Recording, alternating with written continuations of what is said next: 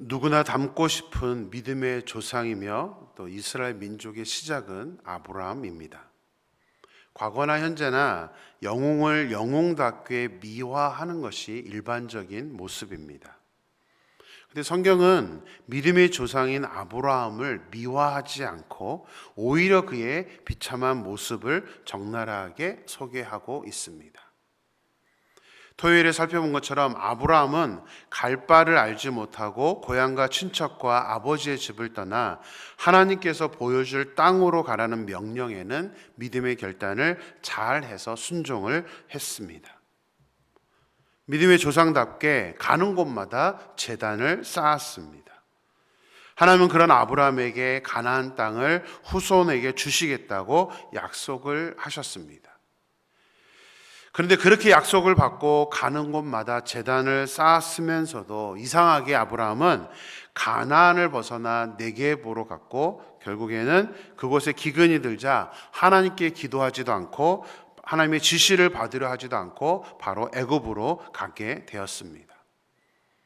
그런데 오늘 본문에 소개되는 아브라함의 모습은 아무리 이해를 하려고 해도 이해하기가 좀 어려운 모습입니다.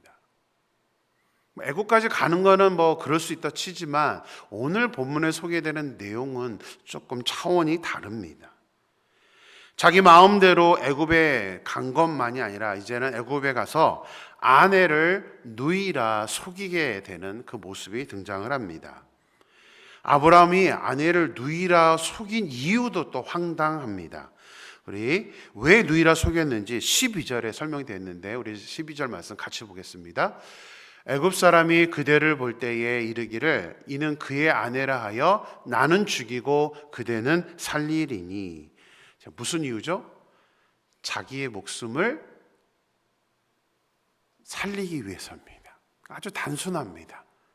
자기 목숨을 구걸하기 위해서, 목숨을 건지기 위해서 지금 아내를 누이라 속이고 있는 것입니다. 자기만 생각하고 있는 아브라함의 모습, 아내를 또 그냥 내팽개치고 있는 그 아브라함의 모습을 이럴 때 우리가 무슨 말이라고 하죠? 참 못났다 그러죠. 참 못났다. 아브라함은 참으로 찌질한 어떤 남자의 모습을 지금 보여주고 있습니다. 그런데 이 사건도 사실은 이제 우리 기독교를 좀 반대하는 그런 안티들의 공격을 받는 본문이기도 합니다. 자, 왜 그러냐면요. 자, 아브라함이 몇 살 때 갈대아 우르를 떠났다고 했죠? 75세에 갈대아 우르를 떠났다고 했습니다. 자, 이 사건이 생기는 시점까지 얼마의 시간이 흘렀는지는 정확히 모릅니다. 시간이 안 흘렀다 해도 상관없습니다. 75세에 가서 이제 75세의 애굽에 도착했다고 가정을 해보겠습니다. 자, 아브람과 사라의 나이 차이가 얼마나 되는지 아십니까? 성경 보면 10살 차이입니다. 그러니까 아브람이 75세니까 사라는 몇 살이에요? 65세입니다. 자, 11절 말씀 보겠습니다. 같이 읽습니다. 그가 애굽에 가까이 이르렀을 때에 그의 아내 사라에게 말하되 내가 알기에 그대는 아리따운 여인이라. 아브람이 65세나 되는 아내 사라에게 지금 뭐라고 말하고 있죠? 아리따운 여인이라. 내가 알기에 그대는 아리따운 여인이라. 아브라함이 상당한 애처가여서 지금 그렇게 말하고 있는 걸까요? 아니면 결혼할 때 쓰였던 콩깍지가 아직도 그대로 있어서 65세 나이에도 아리따운 여인이라고 말하고 있는 걸까요? 자, 65세 여인을 아리따운 여인이라고 말하는 것도 이상한데 12절에서는 애굽 사람이 그대를 볼 때에 내 아내라 하여 나는 죽이고 그대는 살리리니라고 말하고 있습니다. 이 말은 애굽 사람들도 사라를 보면서 아름다워서 사라를 차지하려고 아브람은 죽이고 사라는 살릴 것이라는 의미입니다. 이러다 보니까 이제 안티들이 비판을 하는 겁니다. 이거 말도 안 된다. 자, 이 말씀을 우리가 어떻게 이해를 해야 하겠습니까? 지금의 시각으로 이 사건을 이해해서는 안 됩니다. 지금 65세니까 이렇게 생각해서는 안 됩니다. 아브라함이 살았던 시대는 이제 족장, 부족 시대입니다. 당시에는 강한 부족이 약한 부족을 흡수하면서 족장의 아내를 먼저 자신의 아내로 취하고 족장은 죽이는 것이 그 당시의 보편적인 문화의 모습이었습니다. 그러니까 그때의 시각으로 봐야 됩니다. 나이가 중요한 게 아닙니다. 이것은 왕정 시대에도 마찬가지였습니다. 다윗의 아들 압살롬이 다윗에게 반역을 했을 때 가장 먼저 했던 일이 무엇입니까? 다윗의 후궁들을 먼저 취하는 것이었습니다. 왕정 시대에도 그게 파워를 나타내는 그런 모습이었기 때문에 이렇게 일반적으로 나타났던 그런 행동이었다는 사실입니다. 고대 세계 최대 제국을 만들었던 그런 사람이 있습니다. 몽골 제국의, 우리나라는 이제 원나라고 하는데요, 몽골 제국의 징기스칸이라는 사람이 있습니다. 원래 이름은 이제 태무진으로, 이 사람도 족장의 아들이었습니다. 근데 어렸을 때 다른 부족이 자신의 어머니를 납치해 가고 아버지는 죽이는 일이 일어나게 됩니다. 그래서 이제 징기스칸이 자기가 이제 족장이 되어서 족장으로 이제 있으면서 징기스칸 역시도 자기 아버지가 겪었던 일을 똑같이 겪습니다. 물론 징기스칸은 죽임은 당하지 않았는데 자기가 족장으로 있을 때 이제 부족의 힘이 약해서 자기의 아내를 다른 부족에게 빼앗겨 버리고 맙니다. 그래서 징기스칸은 후에 이제 몽골 제국을 세운 후에는 다른 족장의 아내를 빼앗는 일을 법으로 금지를 시켜버렸습니다. 그게 자기에게 너무나 큰 트라우마로 남아 있었기 때문입니다. 그러니까 고대는 그것이 보편적이었습니다. 아브라함은 이제 애굽에 가게 되었는데 애굽은 이제 부족 국가가 아닙니다.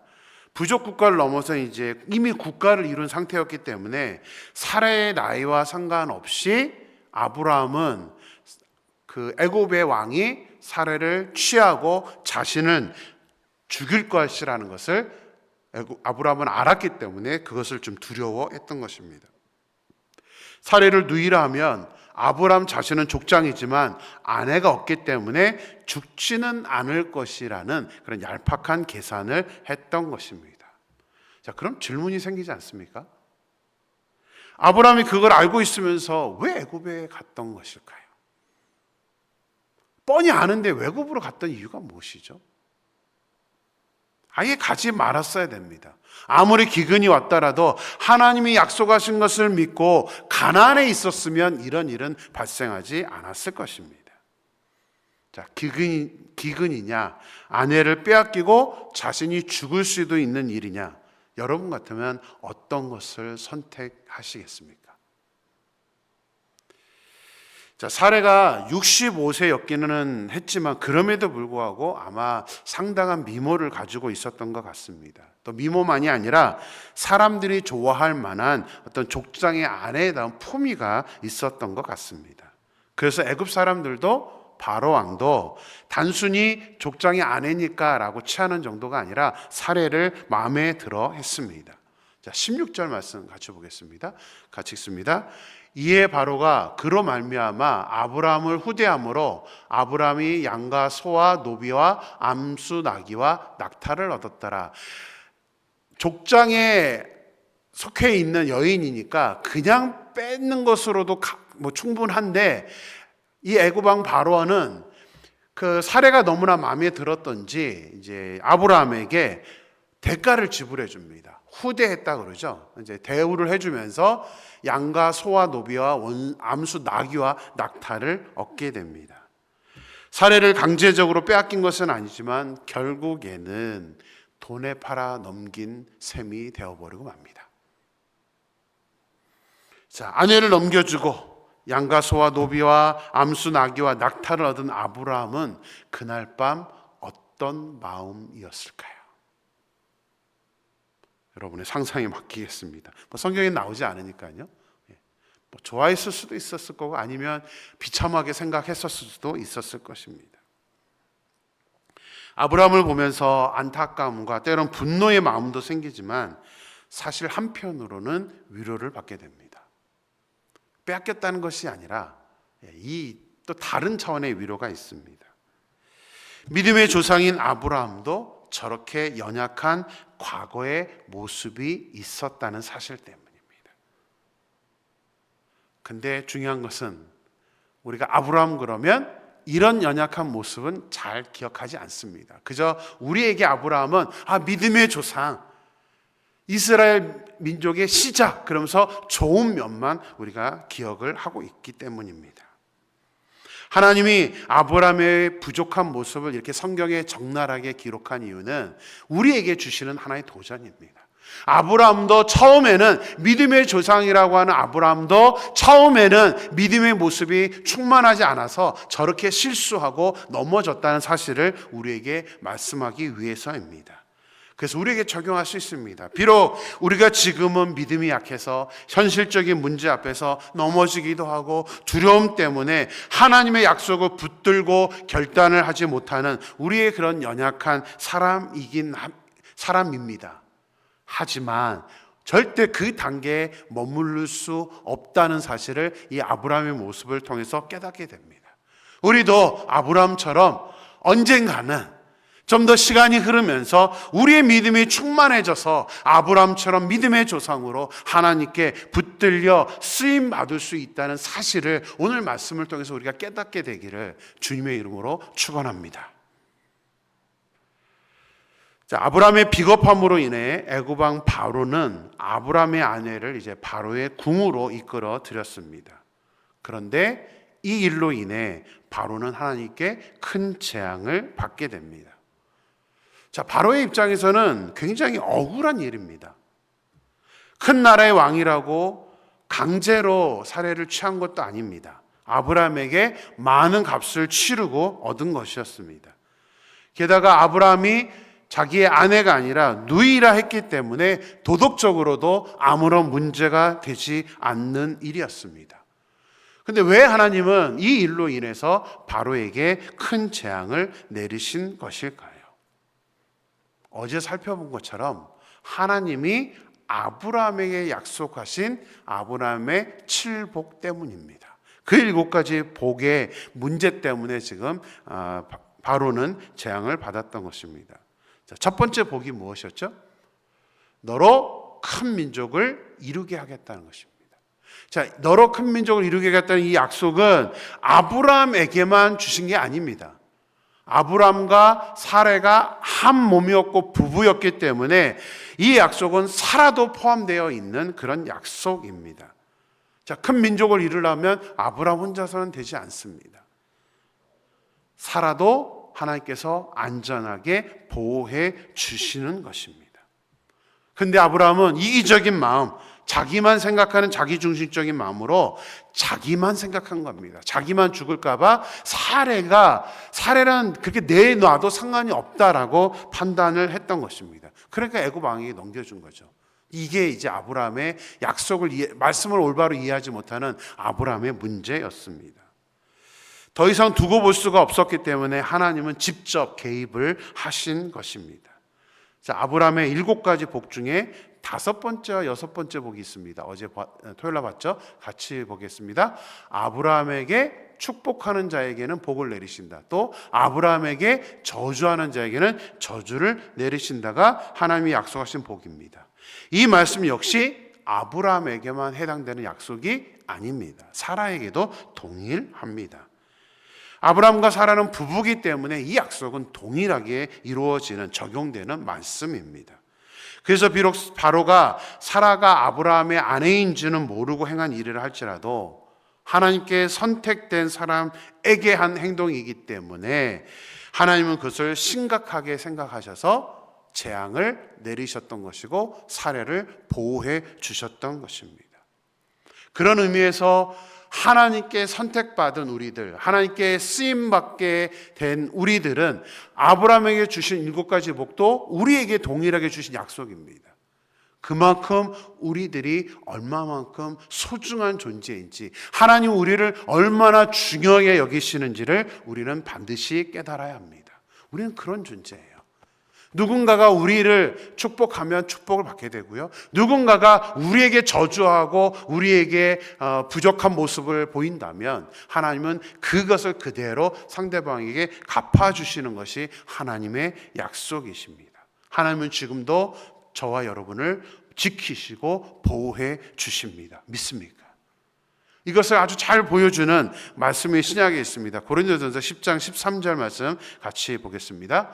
사람이 감당할 시험 밖에는 너희가 당한 것이 없나니 오직 하나님은 미쁘사 너희가 감당하지 못할 시험 당함을 허락하지 아니하시고 시험 당할 즈음에 또한 피할 길을 내사 너희로 능히 감당하게 하시느니라. 할렐루야. 지금 사라도 시험에 당해 있죠. 남의 남자에게 들어가 있는 그 시험. 근데 하나님은 분명하게 아브라함과 사라에게 약속하셨던 그 약속이 있기 때문에 지금 하나님께서 무슨 길을 내어주신 거예요? 피할 길을 만들어 주시는 겁니다. 하나님이 바로에게 재앙을 일으켜서 깨닫게 하심으로 사라에게 피할 길을 허락해 주셨다는 것입니다. 이것이 하나님의 자녀된 우리들의 특권입니다. 그렇기 때문에 아브라함처럼 두려워만 할 것이 아니라, 기근조차도 우리가 두려워할 것이 아니라, 그 어떤 어려움과 고난이 올지라도 우리가 두려워할 것이 아니라 하나님께서 나에게 축복해 주시고 나를 지키시고 보호해 주시고 그 기근 속에서도 우리에게 피할 길을 내어 주실 것이라는 그 확신을 우리가 가지고 우리가 담대히 주님 앞에 나아갈 수 있는 저와 여러분이 되기를 주님의 이름으로 축원합니다. 기도하겠습니다.